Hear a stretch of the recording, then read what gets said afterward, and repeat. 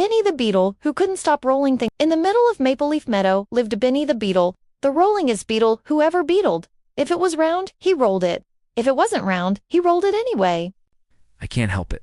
Rolling is my superpower. Benny, have you seen my acorn? It was right here.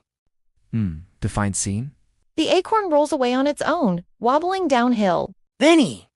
I was just testing its aerodynamics. Benny rolls a pebble, then a pino cone, then a mushroom, then a sleeping turtle? Why am I moving? I didn't sign up for this. You're surprisingly aerodynamic, Tina. I'm a rectangle with legs. Benny spots the biggest thing he's ever seen, a giant round pumpkin, the ultimate roll. He pushes, the pumpkin starts moving, then rolling, then zooming down the hill. It rolled past the flowers. It rolled past the pond. It rolled past Mrs. Ladybug's laundry line, which was rude, because her socks went flying. The pumpkin is heading straight for the ant playground. Oh no, I didn't mean to roll that. Incoming orange planet.